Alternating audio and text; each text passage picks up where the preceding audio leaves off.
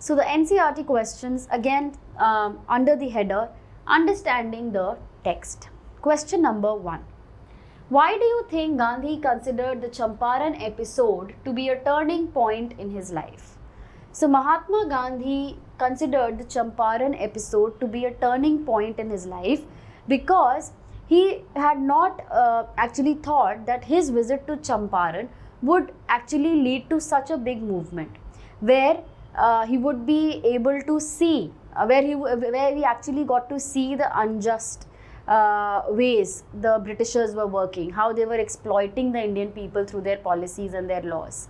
And that was an eye-opener for him. And then he understood that the people of India, they were just being suppressed and they were fear-stricken. And what actually was needed was to make the people free from this fear. They had to be courageous. And how this entire movement unfolded and how they actually gained success at the end actually paved the way for the entire national movement later. That's why Gandhi considered it to be a turning point in his life.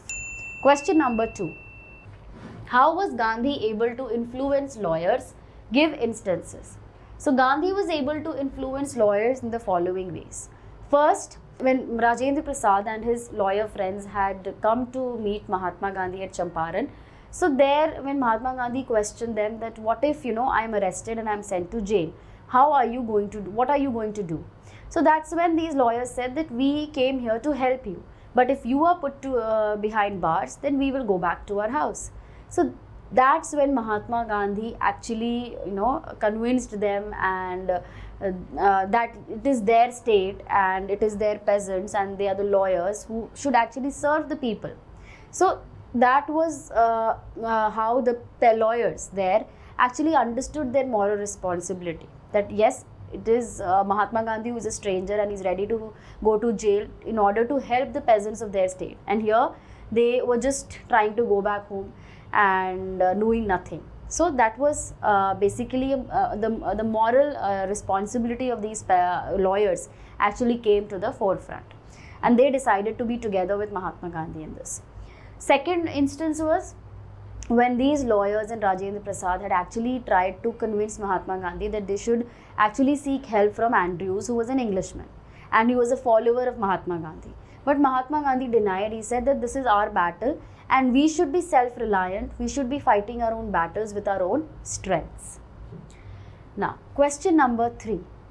What was the attitude of the average Indian in smaller localities towards the advocates of home rule? So the attitude of the average Indians in smaller localities towards the advocates of home rule was that they did not show empathy or they did not show any kind of sympathy towards the people who were advocating about the home rule. Next question. How do we know that ordinary people too contributed to the freedom movement? So in the entire story, we have a number of instances where we can say that the ordinary people also contributed to the freedom movement. Like the first instance, where we see that Mahatma Gandhi, who had telegraphed to Professor Kriplani that he was coming to Muzaffarpur, and when he and Shukla actually reached there, so there they were received by Professor Kriplani and thousands of students. Yes, and again Rajkumar Shukla himself is an ordinary man, a poor sharecropper, and how he actually pestered and was determined to convince Gandhi to come to his place and see the condition of the peasants of Champaran.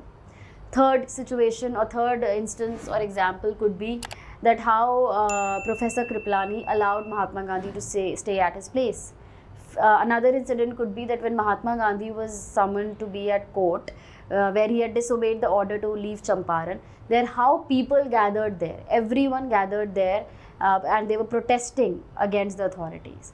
So all these instances actually show that yes, ordinary people have contributed in a very significant way to the freedom movement. Now again the NCERT questions, this is under the header, think as you read. So first, strike out what is not true in the following. Rajkumar Shukla was a sharecropper, a politician, a landlord, a delegate. So he was a sharecropper from Champaran. Next one, Rajkumar Shukla was poor, physically strong, illiterate. So Rajkumar Shukla was poor also, he was illiterate also, and we could say that these 2 points. Now question number 2. Why is Rajkumar Shukla described as being resolute, or how did Rajkumar Shukla establish that he was resolute? So resolute means that he was determined or had a strong determination. So Rajkumar Shukla described that yes, he was a resolute because when he came to Lucknow in the annual meeting of the Indian National Congress in 1916, so he was there to address the problem of the sharecroppers of Champaran, right? And there he was told that a person who could help him out was Mahatma Gandhi. So he raised the issue in front of him, and Mahatma Gandhi said that he has prior commitments and he has to go to other places before he can actually come and visit Champaran. But Rajkumar Shukla, it was his determination that he actually followed Mahatma Gandhi to all the places that he went to for weeks. And later when Mahatma Gandhi told him that okay, I will meet you, I will go with you to Champaran, but you have to meet on a specific date in at Calcutta. And when Mahatma Gandhi reached there, he actually saw that yes, Rajkumar Shukla was waiting for him.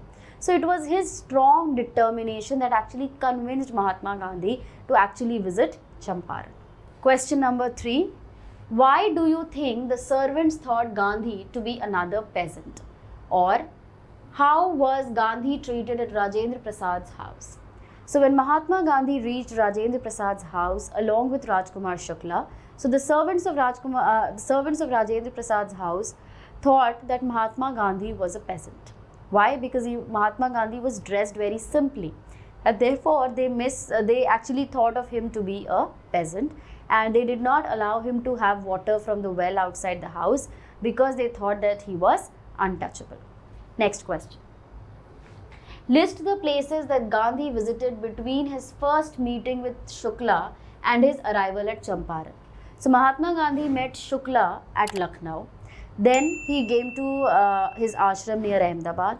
From there he went to Calcutta. And from Calcutta he actually met Shukla there.